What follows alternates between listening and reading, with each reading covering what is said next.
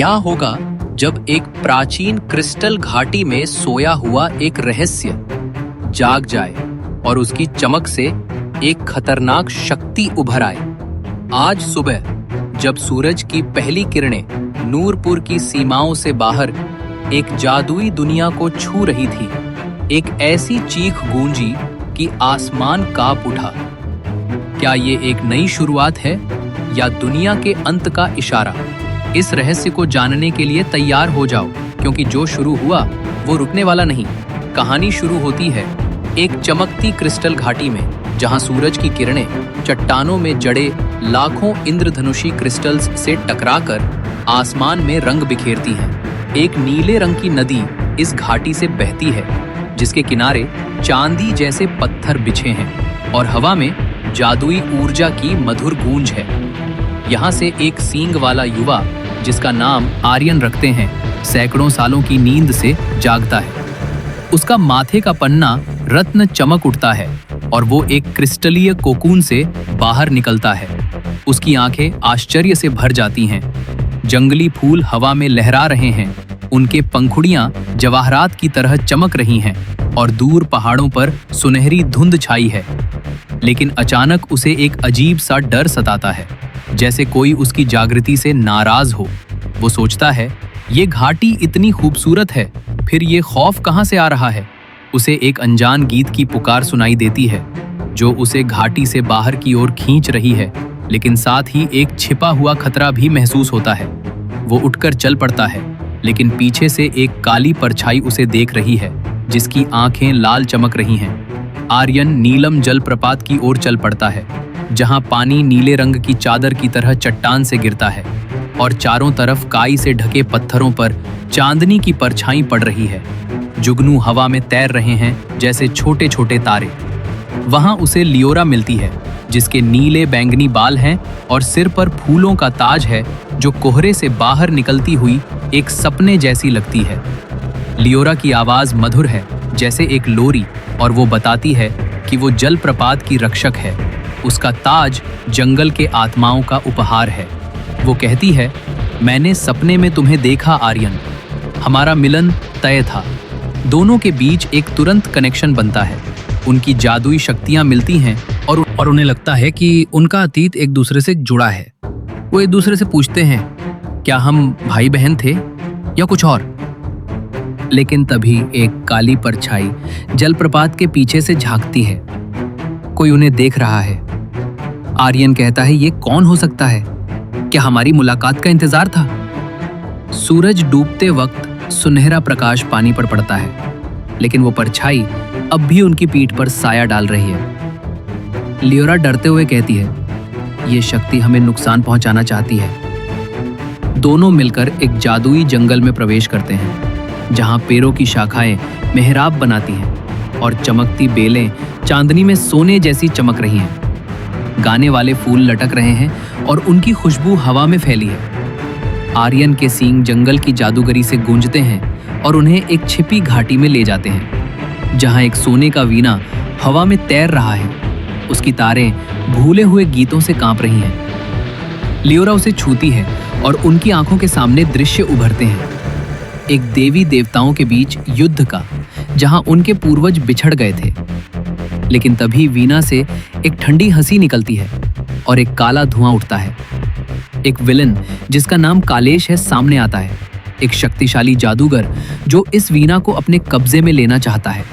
वो कहता है, ये वीणा मेरी ताकत का स्रोत है और तुम इसे मुझसे छीन नहीं सकते। कालेश का चेहरा डरावना है, उसकी आंखें लाल और हाथ में एक काला त्रिशूल है। घाटी की खूबसूरती इस खतरनाक टकराव से डरावनी हो जाती है। आर्यन और लियोरा पीछे हटते हैं, लेकिन कालेश हंसता है, तुम भाग नहीं सकते, ये मेरी दुनिया है। वो बताता है कि वो एक प्राचीन जादू से जीवित है और वीणा उसकी जान है। वे एक स्वर्गीय झील तक पहुंचते हैं, जिसका पानी एक दर्पण की तरह है, जिसमें तैरते हुए द्वीप और धड़कते तारे दिखाई देते हैं। चांद की रोशनी पानी में बिखरती है और कमल के फूलों का रंग सोने जैसा है।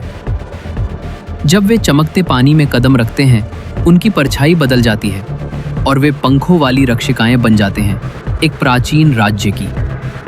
लियोरा का ताज और चमकता है और आर्यन का रत्न थिरकता है, बताता है कि वे अपनी प्रजाति के आखिरी हैं और उन्हें आकाश में एक दरार को ठीक करना है। लेकिन कालेश झील के किनारे प्रकट होता है। उसकी आंखों में लाल चमक है। वो कहता है, दरार मेरी ताकत बढ़ाएगी और तुम इसे बंद नहीं कर पाओगे। वो एक काला जादू फेंकता है जिससे पानी लाल हो जाता है जैसे खून बह रहा हो। आर्यन और लियोरा डरते हैं लेकिन एक दूसरे का हाथ थाम लेते हैं। लियोरा कहती है, हम इसे हराएंगे भाई। झील की शांति उनके मकसद की भारी जिम्मेदारी को और गहरी कर देती है। उनका सफर एक तारों वाली चोटी तक ले जाता है जहां ऊंची चट्टानें आकाश में चमकते ध्रुवीय प्रकाश और बड़बड़ाते नक्षत्रों से मिलती है। हवा में जंगली चमेली की खुशबू है और नीचे जंगल का नजारा सोने की चादर जैसा दिखता है।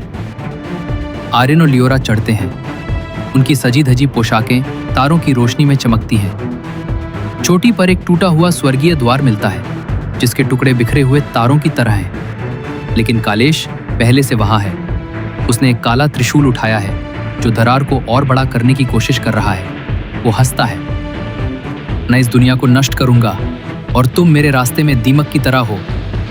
आर्यन कहता है, हम तुम्हें रोकेंगे चाहे कुछ भी हो जाए।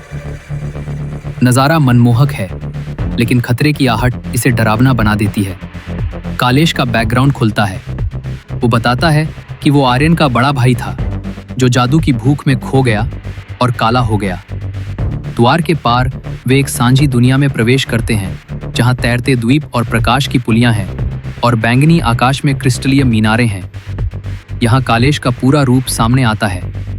उसकी देह काले धुएं से बनी है और उसकी आंखें आग की तरह जल रही हैं। वो कहता है, मैंने तुम्हारे पूर्वजों को हराया था और अब तुम्हारा नंबर है। आर्यन के सींग चमकते हैं और लियोरा की आवाज वीणा के गीत को हथियार में बदल देती है। लेकिन कालेश एक जादुई ढाल से हमले को रोकता है। वो बताता है, मैंने अपनी शक्ति को वीणा में बंद किया था ताकि हमेशा जीवित रहूं। एक ट्विस्ट यह है कि कालेश दरअसल आर्यन का खोया भाई है जिसे जादू ने काला कर दिया।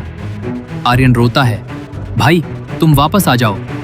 लेकिन कालेश कहता है, मैं अब वही नहीं रहा। इस दुनिया की अलौकिक खूबसूरती अराजकता से भर जाती है और आर्यन को फैसला करना होगा, लड़ाई या माफी। फाइनल बैटल शुरू होती है। कालेश अपनी सारी शक्ति झोंक देता है और सांझी दुनिया में तूफान उठता है। फूलों के बाग उजड़ने लगते हैं और नदियां काली हो जाती हैं। आर्यन और लियोरा मिलकर वीणा का आखिरी गीत गाते हैं जो कालेश को कमजोर कर देता है। लेकिन ट्विस्ट यह है कि गीत के साथ आर्यन को अपनी आधी शक्ति कालेश को देनी पड़ती है ताकि वो वापस इंसान बन सके। कालेश घुटनों पर आ जाता है और कहता है, मैंने गलती की भाई। सुनहरा प्रकाश लहरें भेजता है जो सांझी दुनिया को फिर से फूलों के बागों और गाती नदियों का स्वर्ग बना देता है। कालेश की काली देह गायब हो जाती है लेकिन उसकी आंखें खुलती हैं और वो एक इंसान के रूप में जिंदा रहता है, लेकिन कमजोर। कहानी खत्म होती है एक अनंत सवेरा के साथ जहां क्रिस्टल घाटी, नीलम जलप्रपात और तारों वाली चोटी एक साथ चमकती हैं। आर्यन और लियोरा हाथ में हाथ डाले खड़े होते हैं, लेकिन आर्यन की आंखों में अपने भाई के लिए दर्द है जो उसे हमेशा याद रहेगा।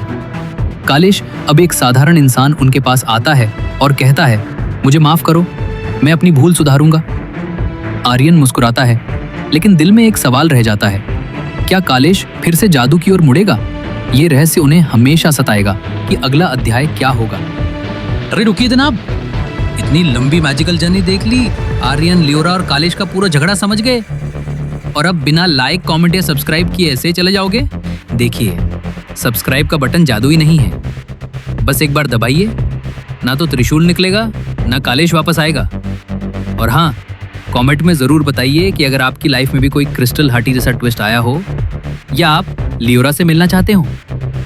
चलिए अब मिलते हैं अगले अध्याय में। तब तक के लिए जादुई गुड बाय। और हाँ, सब्सक्राइब करिए। सब्सक्राइब करते ही तुम्हें एक जादुई क्रिस्टल मिलेगा।